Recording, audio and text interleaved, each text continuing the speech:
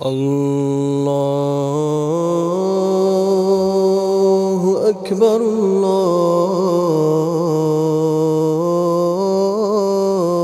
اللہ اکبر اللہ اکبر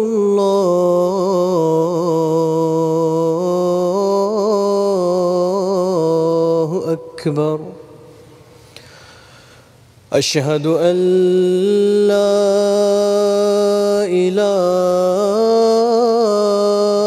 الا اللہ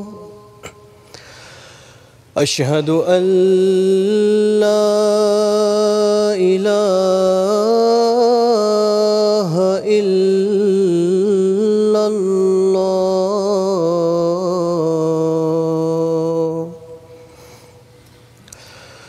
اشہد ان محمد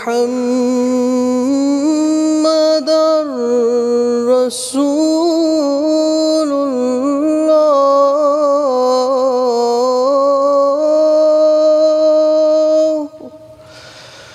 اشہد ان محمد رسول اللہ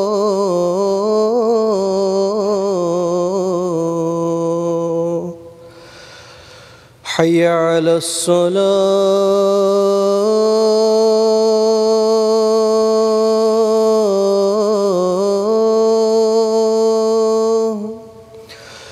حي على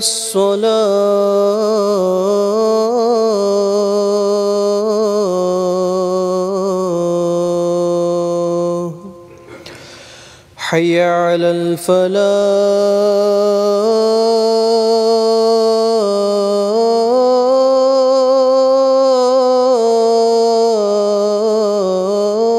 الفلاح حي على الفلاح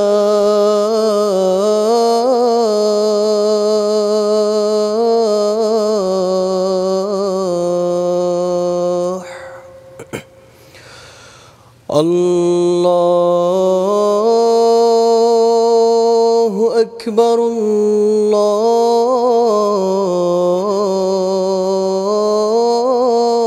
اللہ اکبر لا الہ الا اللہ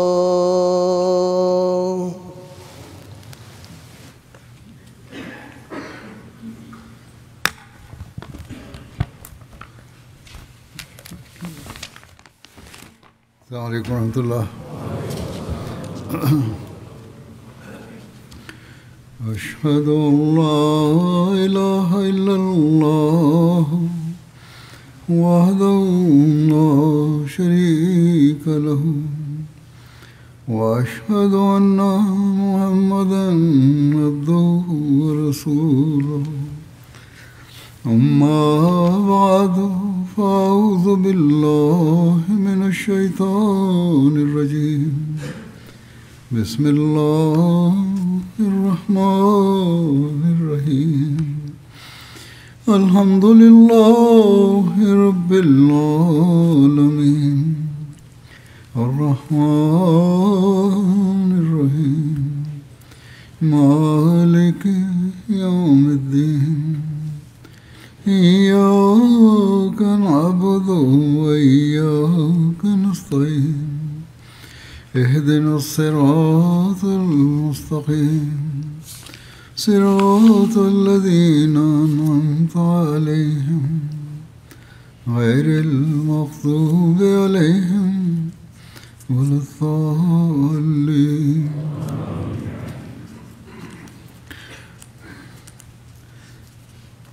حنین کی جنگ کے بعد اس میں حاصل ہونے والے مال غنیمت اور اس کی تقسیم کا ذکر ہو رہا تھا.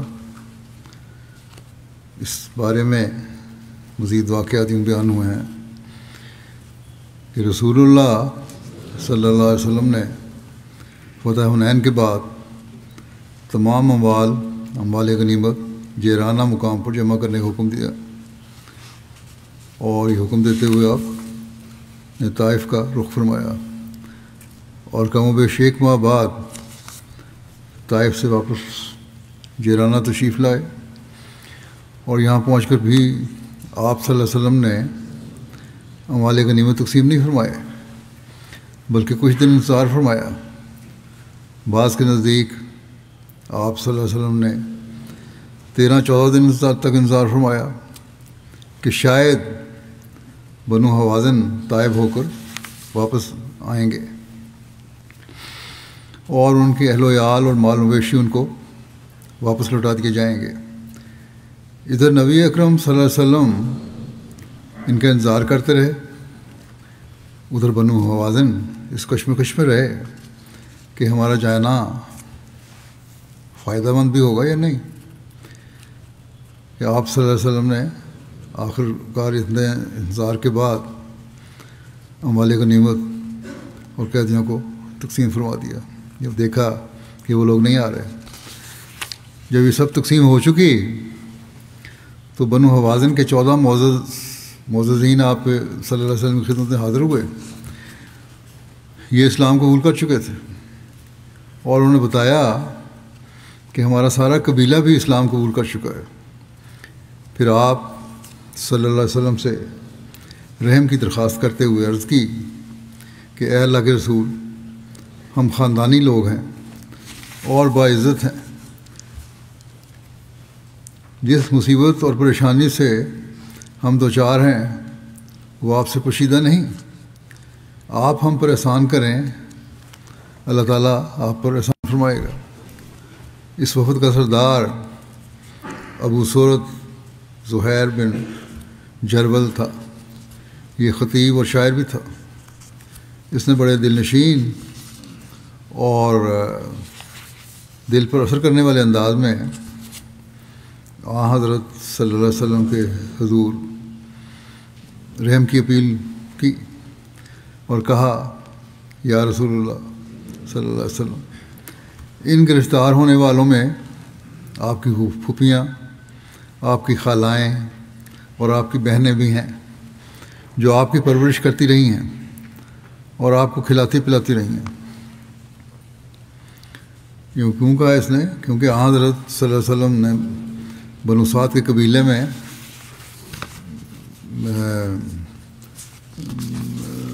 رضاعت کا زمانہ گزارا تھا اور وہاں پرورش پائی تھی، اور آپ کے رضائی والدین کا تعلق بنو سعد سے تھا جو بنو حوازن کی شاخ تھی.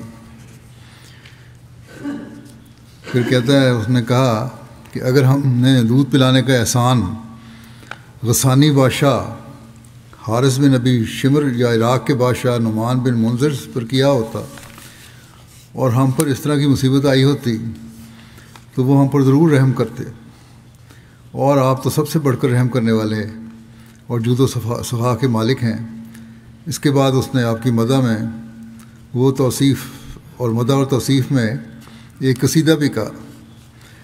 اس وفد میں آپ صلی اللہ علیہ وسلم کے رضائی چچا بھی تھے. انہوں نے کچھ اس طرح کے ملے جلے جذبات پر تقریر کی اور یہ بھی کہا کہ جب آپ بچپن میں ہمارے پاس تھے تب بھی میں نے آپ کو دیکھا تھا، آپ بہت اچھے تھے. پھر آپ کی جوانی کے عالم میں بھی مجھے آپ کی زیارت کی سعادت نصیب ہوئی. جوانی میں بھی کوئی شخص آپ سے بڑھ کر نیک طبع اور شریف و نفس نہ تھا. آپ تو مجسم خیر و بھلائی ہیں اور جود و سخا کے دریا ہیں. ہم آپ کے اپنے اور آپ ہی کے خاندان سے ہی ہیں، ہم آپ کے اپنے اور آپ ہی کے خاندان سے ہیں، لہذا ہم پر احسان کریں، اللہ آپ کو اس احسان مندی کا بدلہ ضرور دے گا۔ رسول اللہ صلی اللہ علیہ وسلم نے ان کی درد مندانہ التجائیں سنی اور ان کی درخواست کو رد تو نہ فرمایا، بلکہ فرمایا میں نے تو بہت دنوں تک تمہارا انتظار کیا، یہاں تک کہ مجھے یقین ہو گیا کہ اب تم نہیں آؤ گے، اور اب تم دیکھ رہے ہو کہ قیدیوں میں سے میرے پاس بہت ہی تھوڑے رہ گئے ہیں، باقی سب تقسیم ہو چکے ہیں، اور میرے نزدیک سب سے پسندیدہ بات وہ ہے جو سب سے زیادہ سچی ہو۔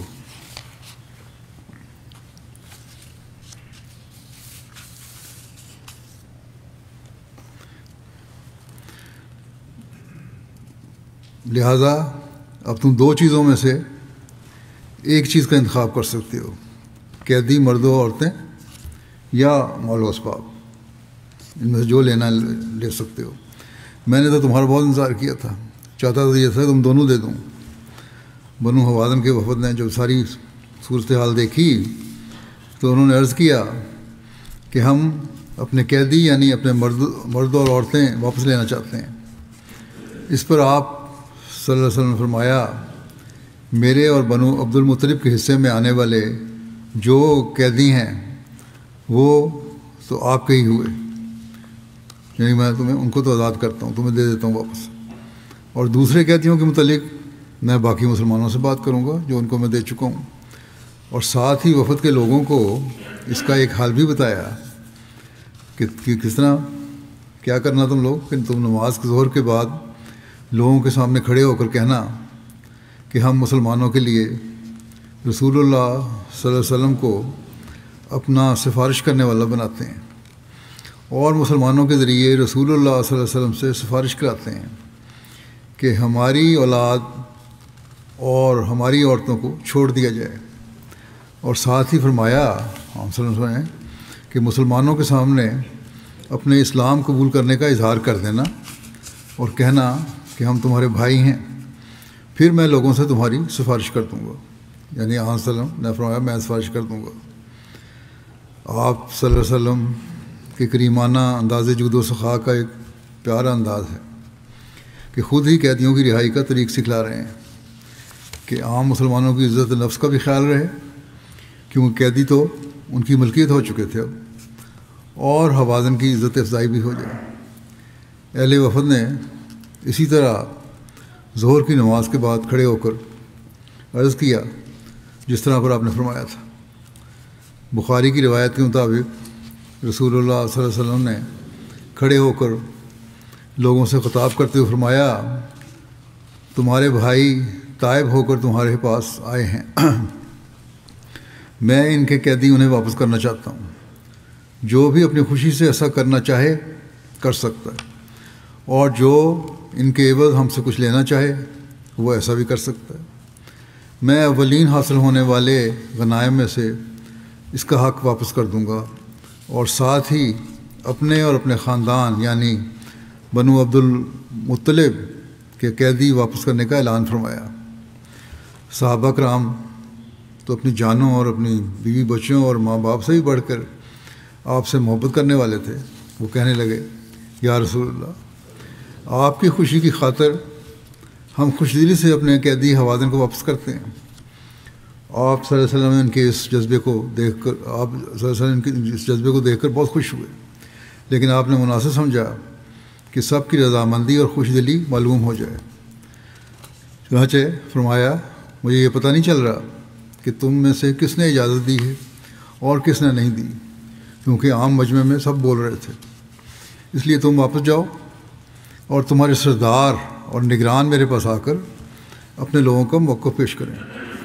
آپ کے اس ارشاد پر سب لوگوں نے خوشی خوشی اپنے قیدی واپس دینے کا اظہار کیا، اور ان کے نگرانوں نے آپ صلی اللہ علیہ وسلم کی خدمت میں عرض کر دیا، اور یوں آپ صلی اللہ علیہ وسلم کو یہ عظیم احسان اس دشمن قوم پر ہوا کہ تمام قیدی بغیر کسی عوض معاوضے کے واپس کر دیے، اور اپنے مخلص وفاشار محبت کرنے والے صحابہ کے جذبات کا بھی اس طرح خیال رکھا کہ آپ نے فرمایا کہ ہر ایک قیدی کے بدلے میں 6 اونٹ دیے جائیں گے۔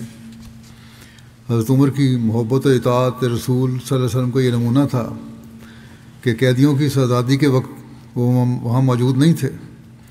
جب واپس آئے تو دیکھا کہ غلام خوشی سے جھوم رہے ہیں، قیدی خوشی سے جھوم رہے ہیں۔ پوچھنے پر پتہ چلا کہ آپ صلی اللہ علیہ وسلم نے تمام قیدی آزاد کر دیے ہیں۔ تو انہوں نے یہ سنتے ہی کسی قسم کی مزید جستجو اور تحقیق کی ضرورت نہ سمجھی، اور فوراً اپنے بیٹے سے کہا کہ اے عبداللہ، جاؤ اور میری اس لونڈی کو آزاد کر دو جو رسول اللہ صلی اللہ علیہ وسلم نے مجھے عطا فرمائی تھی۔ حضرت صلی اللہ علیہ وسلم نے بنو حوازن کے ان قیدیوں کو نہ صرف بغیر کسی عوض معاوضے کے آزاد فرما دیا بلکہ انہیں کپڑے بھی عطا کیے، اور آپ صلی اللہ علیہ وسلم نے تاکیداً فرمایا فلا یخرج الحر منہم الا کاسیہ، کہ ان میں سے کوئی بھی آزاد ہونے والا نئے لباس کے بغیر نہ جائے۔ چنانچہ اس حکم کی تعمیل کے لیے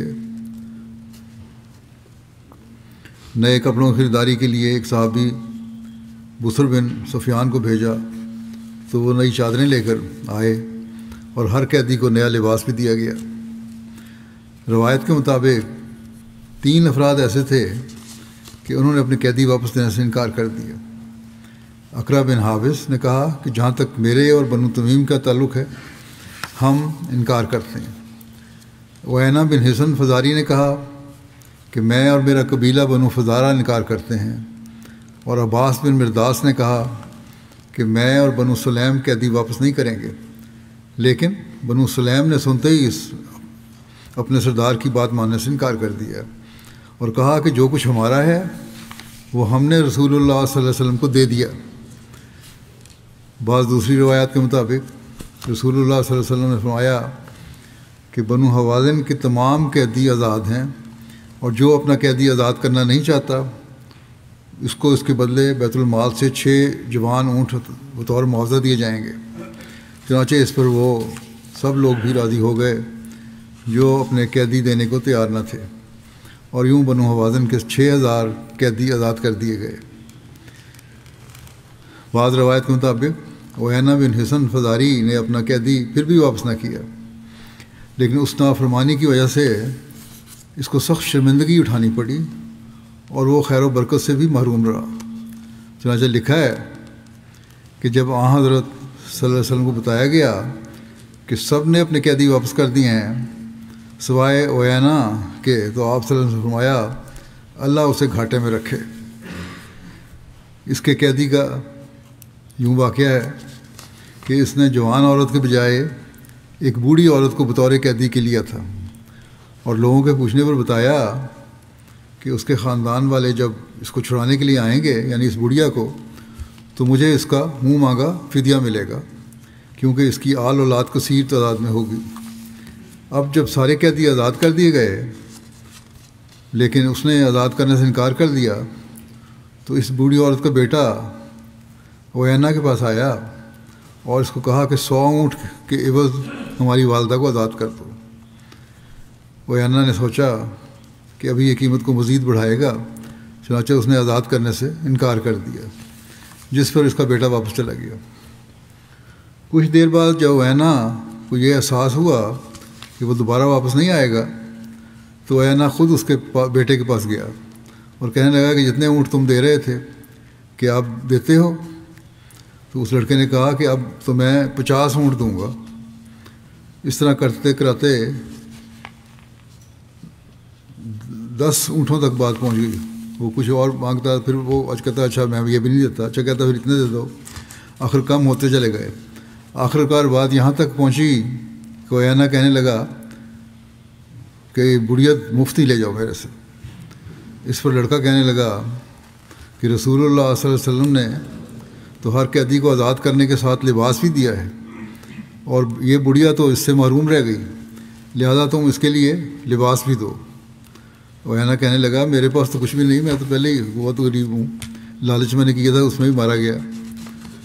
لیکن لڑکا بضد رہا کہ کچھ نہ کچھ تو ضرور دو۔ آخر وعینہ کو اپنی چادر دینی پڑی اور یوں وہ لڑکا اس قیدی عورت کو بھی لے کر گیا اور ساتھ لباس بھی، اور جاتے جاتے یہ بھی کہتا گیا اس لوگوں کو، اس شخص کو، اینا کو، کہ تمہارا دماغ فہم و فراست سے بالکل خالی ہے، موقع سے فائدہ اٹھانے کا تمہیں بالکل صلاحیت نہیں ہے۔ اور اس کے دوسرے ساتھی بھی اس پر طعن و تشنیع کرتے رہے۔ لالچ سے آخر اس کو کچھ بھی نہ ملا۔ بنو حوازن کے سردار اور مالک بن عوف کا اسلام قبول کرنے کے بارے میں لکھا ہے کہ حضرت صلی اللہ علیہ وسلم نے بنو حوازن کے وفد سے ان کے سردار مالک بن عوف کے بارے میں پوچھا کہ وہ کہاں ہے، تو انہوں نے بتایا کہ وہ طائف میں بنو ثقیف میں ہے۔ آپ نے ان سے کہا کہ اسے اطلاع دو کہ اگر وہ آپ کی اطاعت و فرما برداری قبول کرتے ہوئے آ جائے تو اس کے اہل و عیال بھی اسے واپس کر دیے جائیں گے جو قیدی ہو چکے تھے۔ بعض روایت کے مطابق آپ صلی اللہ علیہ وسلم نے اس کے اہل و عیال کے لیے یہ خاص حکم دیا تھا کہ وہ بطور غلام وغیرہ کے کسی کو نہ دیے جائیں، اور ان کی رہائش کا انتظام مکے میں عبداللہ بنت ابی امیہ کے ہاں کر دیا گیا۔ انہوں نے اسے فوراً اطلاع پہنچائی، وہ آپ صلی اللہ علیہ وسلم کے پاس آنے کے لیے اسی وقت تیار ہو گیا، لیکن بنو ثقیف سے اس وجہ سے ڈر گیا کہ اگر انہیں علم ہو گیا کہ یہ محمد صلی اللہ علیہ وسلم کے پاس جا رہا ہے تو کہیں وہ اسے قید نہ کر دیں، اس لیے اس نے ایک گھوڑا اور اونٹ تیار کیا اور رات کی تاریکی میں طائف سے نکل کر جیرانہ میں آپ کی خدمت میں حاضر ہو گیا، اور آپ صلی اللہ علیہ وسلم نے اسے اس کے اہل و عیال بھی لوٹا دیے اور 100 اونٹ تحفتاً بھی دیے۔ آپ کی بخشش و عنایت دیکھ کر وہ مسلمان ہو گیا اور پھر ساری عمر ایک مخلص مسلمان رہا، اور حضرت صلی اللہ علیہ وسلم نے بعد میں اس کو قوم حوازن کے مسلمانوں کا حاکم اور اس کی فوج کا سالار بنا دیا۔ یہ وہی مالک بن عوف تھا جو سارے بنو حوازن اور ثقیف اور دوسرے قبیلوں کو اکٹھا کر کے لے آیا تھا کہ مسلمانوں کو نیست و نابود کر دے گا۔ حضرت صلی اللہ علیہ وسلم کا خون کا پیاسا تھا، لیکن آپ صلی اللہ علیہ وسلم کا اسوہ اور عفو و درگزر کا کمال یہ ہے کہ آپ اس کی رشد و ہدایت کے پیاسے تھے، اور جب وہ ہدایت کا طالب ہو کر آیا تو نہ یہ کہ سب کچھ معاف کر دیا بلکہ اسے وقت کی بیش قیمت دولت کے لحاظ سے 100 اونٹ بھی عطا فرما دیے۔ اس جنگ کے قیدیوں میں ایک خاتون شیمہ بھی تھیں، یہ ان کا لقب تھا، ان کا اصل نام حذافہ تھا۔ جب وہ گرفتار ہوئیں تو گرفتار کرنے والوں سے کہنے لگیں کہ میں تمہارے نبی محمد صلی اللہ علیہ وسلم کی رضائی بہن ہوں، مگر صحابہ نے نہ مانا۔ انصار کی ایک جماعت نے پکڑا اور انہیں آپ صلی اللہ علیہ وسلم کی خدمت میں پیش کیا۔ اس نے کہا محمد صلی اللہ علیہ وسلم میں آپ کی رضائی بہن ہوں۔ آپ صلی اللہ علیہ وسلم نے پوچھا کوئی نشانی ہے؟ انہوں نے دانتوں کا نشان دکھایا اور کہا کہ آپ نے مجھے اس وقت کاٹا تھا، دندی کاٹ لی تھی اس وقت بچپن میں جب میں آپ کو اپنی گود میں اٹھائے ہوئے تھی۔ بعد میں واقعہ آپ کو بھی یاد آیا ہوگا، اور کہتے ہیں ہم اس وقت بکریاں چراتے تھے اور آپ کا رضائی باپ میرا حقیقی باپ، آپ کی رضائی ماں میری حقیقی ماں ہے۔ یا رسول اللہ یاد فرمائیں کہ میں آپ کے لیے بکریوں کا دودھ دوتی تھی۔ آپ نے علامت سے پہچان لیا اور آپ صلی اللہ علیہ وسلم کھڑے ہوئے، ان کے لیے اپنی چادر بچھا دی، فرمایا اس پر بیٹھو۔ آپ نے انہیں خوش آمدید کہا اور آپ صلی اللہ علیہ وسلم کی آنکھوں سے آنسو بہنے لگے، اور اس رضائی والدین کے بارے میں پوچھا۔ اس نے بتایا کہ ان کا انتقال ہو چکا ہے۔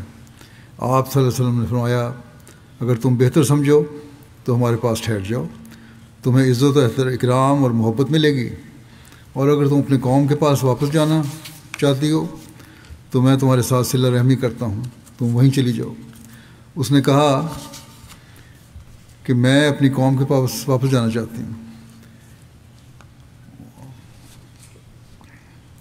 بہرحال انہوں نے اسلام قبول کیا۔ آپ صلی اللہ علیہ وسلم نے انہیں 3 غلام اور 1 لونڈی عطا کی۔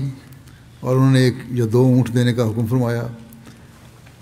آپ اس وقت حنین میں تھے، اس لیے آپ نے انہیں فرمایا جیرانہ چلی جاؤ اور اپنی قوم کے پاس رہو، میں طائف جا رہا ہوں۔ چنانچہ وہ جیرانہ آ گئیں۔ آپ نے جیرانہ میں ان سے ملاقات کی اور انہیں بکریاں اور بھیڑیں بھی عطا کیں۔ ایک روایت کے مطابق آپ صلی اللہ علیہ وسلم نے ان کو فرمایا جو مانگو تمہیں دیا جائے گا اور جو سفارش تم کرو گی وہ قبول کی جائے گی۔ تو انہوں نے اپنی قوم بنو سعد کے ایک شخص جس کا نام بجاد تھا اس کی سفارش کی۔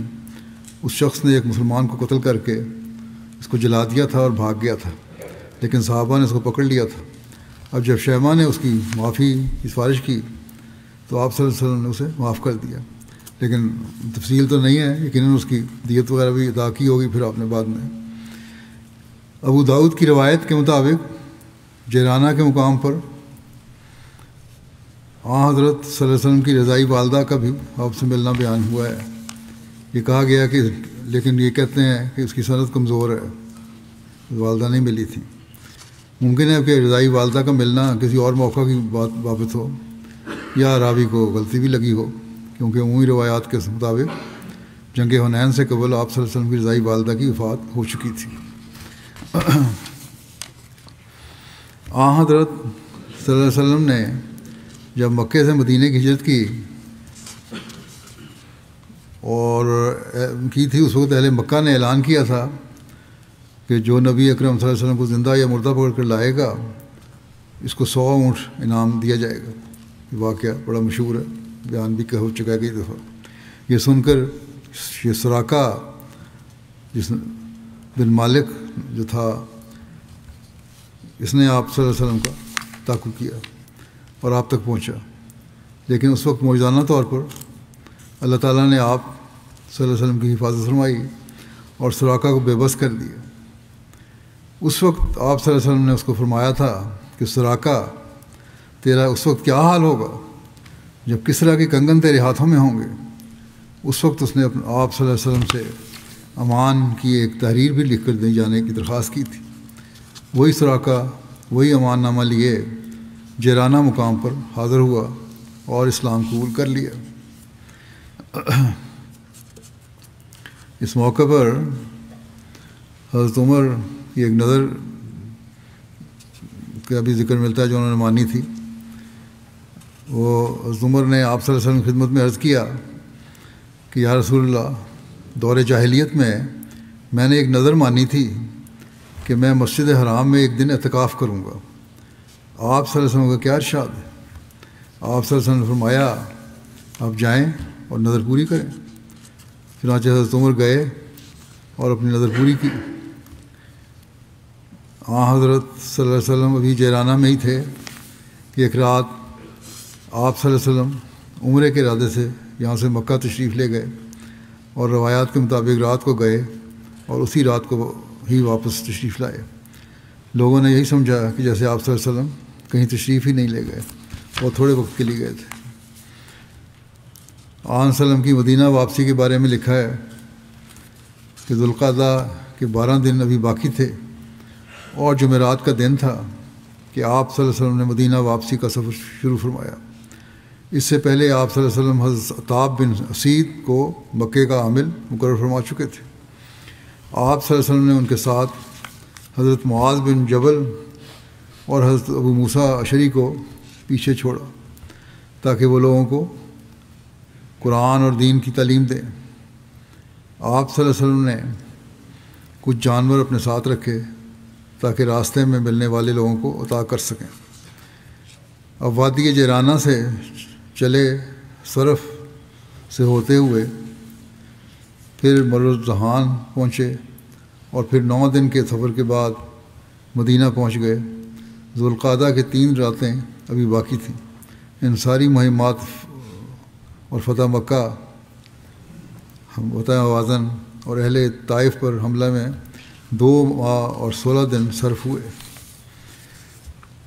مستشرقین اعتراضات کرتے ہیں کہ فتح مکہ، غزوہ حنین، غزوہ طائف وغیرہ میں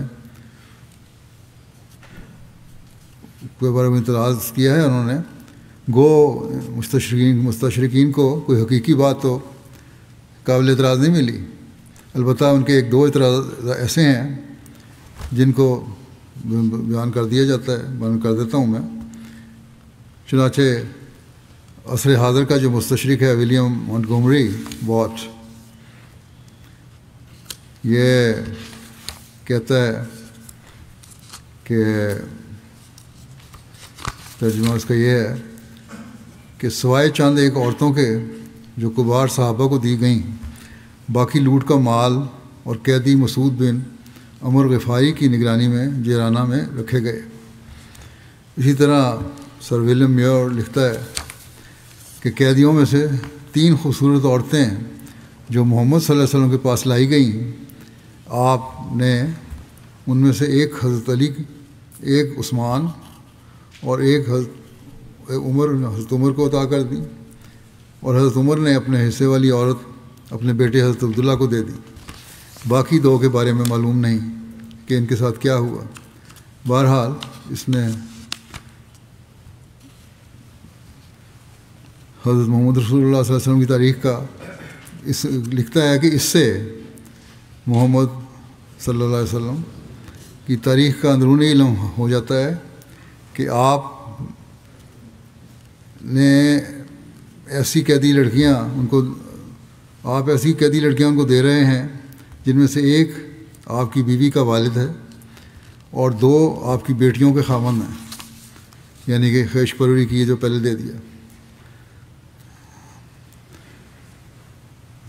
اعتراض سے یا شرارت سے ایک واقعہ پیش کرنے کی کوشش کی ہے، لیکن اس میں بھی کوئی وزن نہیں ہے، کیونکہ غزوہ حنین کے موقع پر قیدیوں کی اس طرح کی تقسیم جس میں لونڈیوں کو اس طرح دینے کا بیان ہو، اس کا ذکر سیرت حلبیہ طبقات ابن سعد میں نہیں ملتا، البتہ مال کی تقسیم کا ذکر ملتا ہے۔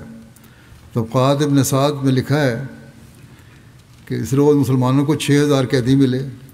مشرکین مسلمان ہو کر آپ کے پاس آئے اور کہا، اے نبی صلی اللہ علیہ وسلم، آپ لوگوں میں سب سے بہتر ہیں، آپ نے ہمارے مال، عورتوں اور بچوں کو گرفتار کر لیا ہے۔ آپ نے مسلمانوں سے فرمایا کہ جس کے پاس ان میں سے کچھ ہو اور اس کا دل واپس کرنے پر راضی ہو تو یہ راستہ بہتر ہے، جو راضی نہ ہو تو وہ ہمیں دے دے، یہ ہم پر قرض ہوگا۔ جب ہم کچھ پائیں گے تو یہ قرض ادا کر دیں گے۔ انہوں نے کہا، یا نبی صلی اللہ علیہ وسلم، ہم راضی ہیں اور تسلیم کرتے ہیں۔ آپ نے فرمایا، مجھے نہیں معلوم، شاید تم میں سے کوئی ایسا موجود ہو جو راضی نہ ہو، جیسا بیان ہو چکا ہے پہلے بھی، لہذا تم اپنے نمائندے بھیجو جو ہمارے پاس اسے پیش کریں۔ آپ کے پاس نمائندے پیش کیے گئے کہ وہ لوگ راضی ہیں اور تسلیم کرتے ہیں۔ پہلے غزوہ حنین کے قیدیوں کے انتظامات اور ان کی رہائی کے لیے حضرت صلی اللہ علیہ وسلم کی رحیمانہ حکمت عملی کے بارے میں مستند تاریخوں کے حوالے سے تفصیل بیان ہو چکی ہے۔ اس تاریخی حقیقت سے خود سر ولیم میور بھی بخوبی آگاہ ہے۔ اسی وجہ سے میور اس تفصیل کو باوجود اپنی معترضانہ طرز پر بیان کرنے کے اس سچائی کے اظہار سے رک نہیں سکا۔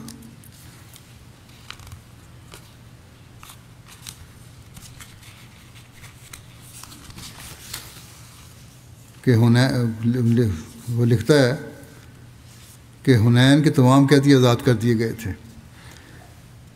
اس کا یہ بیان بذات خود اس کے اعتراض کی تردید کرتا ہے۔ اس غزوے کے واقعات کا جائزہ یہ بتاتا ہے کہ ابتداء میں قیدیوں کو نگرانی کے لیے صحابہ کے سپرد کیا گیا تھا، لیکن ساتھ یہ بھی واضح ہے کہ انتظامات کو آخری شکل دے کر ان سب کو حضرت مسعود بن عمر غفاری کی زیر نگرانی جیرانہ بھجوا دیا گیا تھا۔ پھر جب طائف سے واپس آ کر آپ صلی اللہ علیہ وسلم نے حوازن والوں سے گفت و شنید کی تو آپ صلی اللہ علیہ وسلم نے خاص رحیمانہ حکمت عملی کے ساتھ ہر شخص کے سپرد قیدی کو آزاد کروا دیا تھا۔ پہلے بیان شدہ تفصیل میں سب کچھ بیان ہو چکا ہے، میں نے پہلے بیان کیا ہے، اور معروف مستشرق مونٹگومری واٹ اس حقیقت سے بخوبی آگاہ ہے۔ کیونکہ وہ اسی جگہ لکھتا ہے کہ معلوم ہوتا ہے کہ محمد صلی اللہ علیہ وسلم کے لمبے عرصے بعد سننے والوں نے ایسے قصوں میں حاشیہ آرائی کی ہے، یا ممکن ہے کہ یہ قصے خود ساختہ و خود تراشیدہ ہوں۔ ایک اور اعتراض مارگولس نے طائف کے سردار مالک بن عوف نصری کے بارے میں کیا ہے کہ اسے یعنی مالک بن عوف کو جبراً مسلمان بنا لیا گیا تھا۔ مارگولس کو یہ اعتراض بالکل بے بنیاد ہے، اور مستشرقین کے حضرت رسول کریم صلی اللہ علیہ وسلم کی سیرت کے متعلق عمومی رویہ کی مثال ہے کہ کس طرح اس رحمت للعالمین کی شفقت کے واقعہ کو بھی جبر کا رنگ دیا جاتا ہے، جس کے حقیقت سے قطعاً کوئی تعلق نہیں ہے۔ اس واقعے کی تفصیل سیرت ابن ہشام میں درج ہے کہ جب حضرت رحمت للعالمین صلی اللہ علیہ وسلم نے وفد حوازن کی رحم کی اپیل قبول فرماتے ہوئے ان کے قیدی اور اموال انہیں واپس کر دیے، تو جیسا کہ پہلے بیان ہو چکا ہے، آپ کو طائف میں موجود سردار بن مالک عوف کا بھی خیال آیا، اور آپ نے اس سے پوچھا کہ مالک بن عوف کا تو بتاؤ کہ اس کا کیا حال ہے۔ عرض کیا گیا وہ ثقیف کے ساتھ طائف میں ہے۔ تو اس پر آپ صلی اللہ علیہ وسلم کہ اسی رحم کا ایک بار پھر مالک بن عوف کے حق میں مظاہرہ ہوا، اور آپ صلی اللہ علیہ وسلم نے فرمایا کہ جا کر اسے خبر کرو کہ اگر وہ اسلام قبول کر لے تو اس کے اہل و عیال اور مال اسے لوٹا دیے جائیں گے، اور اسی پر بس نہیں بلکہ فرمایا کہ اسے 100 اونٹ بھی دیے جائیں گے۔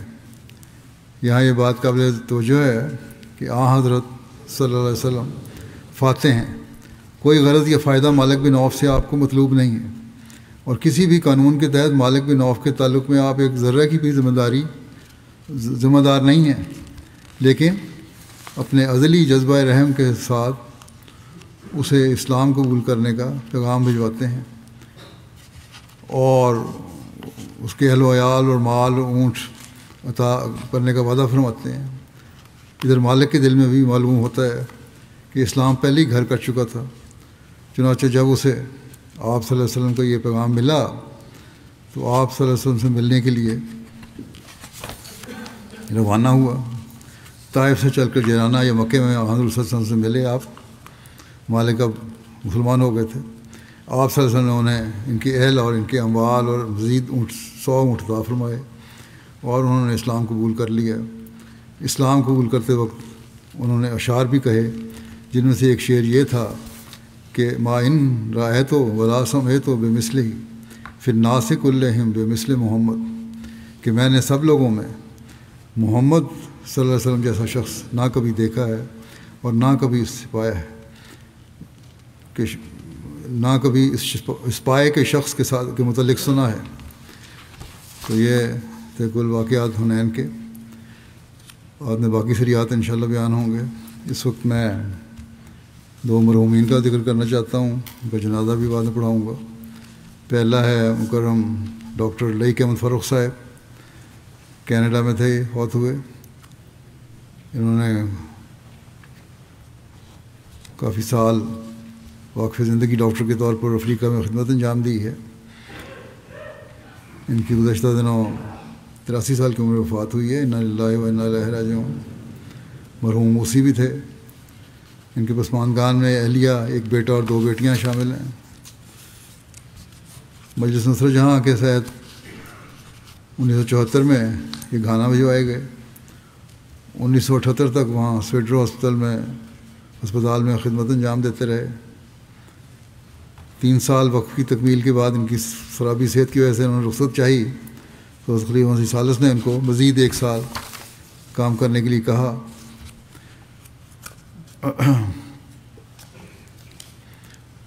بڑے بڑے کمپلیکیٹڈ کیس جو تھے، مشکل کیس ان کے پاس آتے تھے، بعض یہ کیس ریفر کرتے تھے کہ دوسرے ہسپتال، سرکاری ہسپتال میں لے جائیں، لیکن مریض کہتا تھا نہیں، اگر میں علاج کرانا ہے تو احمدیہ ہسپتال سے اور احمدی ڈاکٹر سے کرانا ہے۔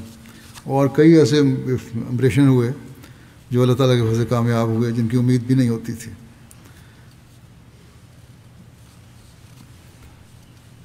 بہرحال ایک ایسا ہی کیس آیا جو اسٹرینگولیٹڈ ہرنیا کا تھا، اس کو آپ نے کیا، بڑا مشکل کیس تھا، اور دعا کی اللہ تعالیٰ سے، اللہ تعالیٰ نے اس کو کامیاب کیا۔ 84 میں یہ دوبارہ افریقہ بھجوائے گئے، گیمبیا میں، اور 1993 تک انہوں نے وقف کیا وہاں، اور بڑی وقف کی روح کے ساتھ خدمت کی۔ ان کے بیٹے نے کہا، لکھا ہے، اور بہت صحیح باتیں لکھی ہیں، کہ بڑی خاموش طبیعت کے آدمی تھے، دعا گو، عاجزی اور انکساری اور صبر و استقامت کی مثال تھے۔ پوری زندگی خدمت انسانیت میں گزاری۔ وقف کے دوران خدمت، خاص طور پر گیمبیا کے چھوٹے اور پسماندہ گاؤں انجوارا میں حالات بہت مشکل تھے، کھانے کو بھی کچھ نہیں ہوتا تھا، گرمی بھی، بجلی پانی کچھ بھی نہیں تھا، لیکن وہاں خدمت کرتے رہے۔ کہتے ہیں میں بھی بیمار تھا، اور مجھے ہاتھ پاؤں میں میرے چھالے نکل آتے تھے، تو مجھے اٹھا کے اسکول لے کے جاتے تھے، گاڑی اٹھاتے وہاں اسکول میں چھوڑ کے جاتے، کبھی شکوہ نہیں کیا۔ پھر کہتے ہیں ہمارے لیے بڑی سعادت کا باعث تھا کہ جب رابع رحمہ اللہ تعالیٰ نے 1988 میں وہاں دورہ کیا ہے، تو خاص طور پہ ان کے گھر گئے، اور گھر میں وہاں بیٹھنے کی کرسیاں بھی نہیں تھیں، لیکن بہرحال حضور نے کہا کہ میں آپ کے ساتھ کھانا بھی کھاؤں گا، اور باقی سب اسٹاف کو کہا آپ آ جاؤ، اور یہ ان کے لیے بڑا اعزاز تھا۔ کہتے ہیں لاہور میں ملازمت کے دوران ایک واقعہ بیان کیا کرتے تھے کہ بلڈ پریشر میرا بہت لو ہو گیا، اور میز پر لیٹ گیا، اور مجھے لگ رہا تھا کہ وفات ہونے والی ہے۔ ڈاکٹرز کچھ وہم بھی کرتے ہیں نا اپنے آپ کو، اور پتہ بھی ہوتا ہے، لیکن اسی دوران میں آپ کو آواز آئی کہ ابھی وقت نہیں آیا، کینیڈا جا کے آئے گا، اور کہتے ہیں اللہ تعالیٰ نے پھر کمال رنگ میں کئی سالوں بعد اس کو وہاں پورا کیا۔ ایک دفعہ جب یہ گھانا سے واپس آئے ہیں 1978 میں، خلیفہ مسیح ثالث رحمۃ اللہ کو ملنے گیا ان کا وفد جماعت کا۔ ثالث نے کہا کہ تم واپس آ گئے ہو، میں تمہیں دوبارہ بھیجوں گا جہاں سے آئے ہو۔ تو کہتے ہیں مجھے سمجھ نہیں آئی، کیونکہ میں تو دوبارہ وقف نہیں کر رہا تھا، لیکن 1983 میں سیکٹری نصرت جہاں ربا کا خط ملا کہ تمہاری تقرری زیر غور ہے، اس لیے آؤ، اور 1984 میں اس خلیفہ مسیح رابع رحمہ اللہ تعالیٰ نے ان کو افریقہ بھجوا دیا دوبارہ، گیمبیا۔ اور کہتے ہیں یہ مجھے عجیب لگا، معجزہ تھا میرے لیے کہ ایک خلیفہ نے ایک بات کی، دوسرے نے اس کو پورا کر دیا۔ وہاب آدم صاحب مرحوم سابق امیر گھانا کہا کرتے تھے کہ ڈاکٹر صاحب جب بھی کسی مریض کی نازک حالت دیکھتے تو فوراً نفل پڑھنے لگ جاتے تھے۔ میں بھی گانا میں رہا ہوں، ان کے قیام کے دوران وقت گزارا ان کے ساتھ، میں نے دیکھا ہے، میں نے ان کو انتہائی شریف النفس، عاجز اور خدمت کرنے والے انسان تھے، واقفین کا بہت احترام کرنے والے تھے۔ مہمان نوازی میں کوٹ کوٹ کے بھری ہوئی تھی، دونوں میاں بھی بلکہ مہمان نواز ہیں۔ بہت خصوصیات ایسی تھیں بہت کم لوگوں میں ہوتی ہیں۔ داؤد حنیف صاحب جو آج کل پرنسپل ہیں جامعہ کینیڈا کے، امیر جماعت ہوتے تھے گیمبیا میں، کہتے تھے ہر وقت خدمت انسانیت کے لیے تیار رہتے تھے، نہ رات دیکھتے نہ دن دیکھتے، صرف یہ دیکھتے کوئی مصیبت زدہ ہے تو فوراً سے خدمت کرنی ہے۔ جس علاقے میں ان کو لگایا گیا، ہسپتال چھوٹا سا علاقہ تھا، 2 فیریاں تبدیل کر کے وہاں جانا پڑتا تھا، اور رہائش بھی ان کی ایک پرانے متروک سٹور میں تھی، اس کو صفائی کر کے گھر کے طور پہ بنایا گیا تھا، لیکن بڑی خوشی سے رہے۔ نہ بجلی تھی، نہ پانی تھا، نہ ٹیلی فون تھا، کنویں یا دریا سے خود لانا پڑتا تھا پانی، موم بتی یا لالٹین استعمال کی جاتی تھی۔ سرجری عموماً دن کے وقت کی سورج کی روشنی میں کرتے تھے، اور چولہے پر، گیس پہ چولہے پر اسٹرلائز کر لیا کرتے تھے اپنے جو انسٹرومنٹ تھے آپریشن کے، خدمات چلاتے رہے ایسے حالات میں۔ آج کل تو ڈاکٹر اس کو ماننے کو تیار ہی نہیں ہوں گے، ان کو پتہ بھی نہیں کس طرح ہوتا ہے یہ۔ ایک دفعہ یہ جو وہیں تھے قیام میں، چوروں نے وہاں حملہ، ایک گھر میں ڈکیتی کی، اور لوگوں کو شور پڑا، لوگوں نے گھیر لیا چوروں کو، اس پہ انہوں نے اپنے کٹلس جو تلوار نما ایک ان کا ہتھیار ہوتا ہے وہ نکالا، اور ایک شخص کے مارا، اس کو شدید زخم آیا سر پہ۔ فوری طور پر ڈاکٹر صاحب کو بلایا گیا رات کو. انہوں نے فوری طور پر اس کی سرجری کی اور ٹارچ لائٹ اور موم بتی کی روشنی میں اس کا آپریشن کیا، جس کا آج تصور بھی نہیں ہو سکتا. اور اللہ کے فضل سے سرجری کامیاب ہوئی اور وہ بچ گیا مریض. ایک دفعہ ایک غریب شخص ڈاکٹر صاحب کے پاس آیا، کہتا کہ میرا گاؤں بہت دور ہے، ٹرانسپورٹ بھی میسر نہیں ہے، مریض میں لا نہیں سکتا، آپ مہربانی کریں مریض کو دیکھ لیں. انہوں نے اسی وقت اس کے ساتھ چل پڑے اور مریض کو دیکھا اور اس کا علاج کیا، وہ ٹھیک ہو گیا. اس علاقے کا جو ہے ممبر آف پارلیمنٹ تھا، اس کو یہ پتہ لگا، وہ اس بات پہ آپ کو شکریہ ادا کرنے آپ کے کلینک میں آیا اور ہمیشہ جب بھی آتا تو آپ کے پاس ضرور ملنے کے لیے آتا اور اس بات کا اظہار کرتا کہ حقیقی رنگ میں انسانی خدمت آپ ہی کر رہے ہیں. اللہ تعالیٰ اسے مغفرت اور رحم کا سلوک فرمائے، درجات بلند فرمائے، بیوی بچوں کو بھی اپنی حفاظت میں رکھے اور صبر و حوصلہ عطا فرمائے انہیں. دوسرا جنازہ ہے حمید احمد غوری صاحب، حیدرآباد انڈیا کا. یہ بھی گزشتہ دنوں 74 سال کی عمر میں وفات پا گئے تھے. انا للہ و انا الیہ راجعون. مرحوم موسی تھے. اہلیہ اور ایک بیٹی اور 4 بیٹے ان پسماندگان میں ہیں، پوتے پوتیاں ہیں. ہر بچے، سب بچے کسی نہ کسی رنگ میں جماعت کی خدمت کر رہے ہیں. انعام غوری صاحب نادر اعلیٰ قادیان کے چھوٹے بھائی تھے. سمد غوری صاحب مبلغ سلسلہ اور صدر جماعت البانیہ کے یہ والد تھے. صوم و صلات کے پابند تہجد گزار تھے. قرآن مجید آپ کو قرآن مجید سے بہت محبت تھی، پڑھتے رہتے تھے، حفظ کرنے کی بھی کوشش کرتے تھے.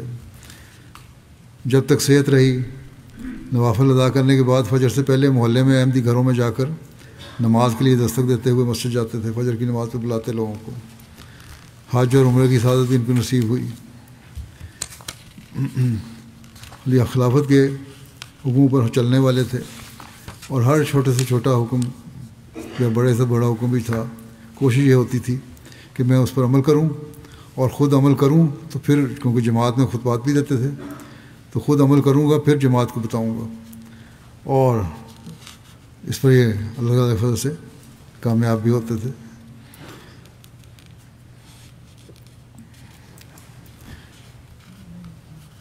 ہومیوپیتھی کا علاج بھی کیا کرتے تھے.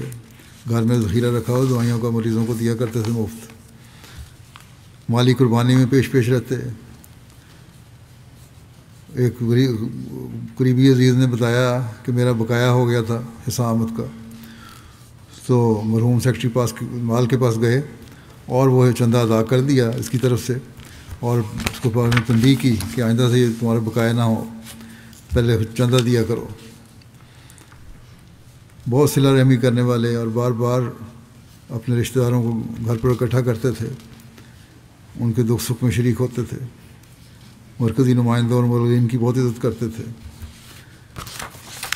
نائب امیر حیدرآباد اور سیکرٹری تعلیم القرآن، اپنے حلقے کے صدر جماعت بھی رہے.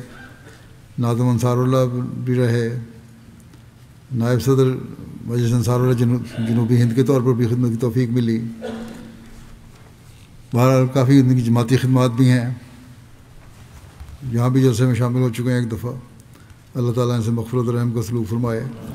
اور ان کے بیٹے جنازے میں شریک نہیں ہو سکے تھے جو مبلغ سلسلہ ہے دیوانیہ میں، اور اللہ تعالیٰ انہیں بھی صبر و حوصلہ عطا فرمائے. بہرحال ان کی نماز جنازہ بعد میں پڑھاؤں گا.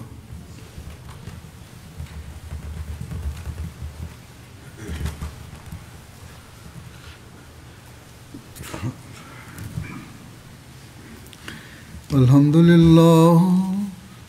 لله نحمده ونستعينه ونستغفره ونؤمن به ونتوكل عليه ونعوذ بالله من شرور أنفسنا ومن سيئات أعمالنا. من يهده الله فلا مضل له ومن يضلل فلا هادي له. ونشهد أن لا إله إلا الله ونشهد أن محمدا عبده ورسوله.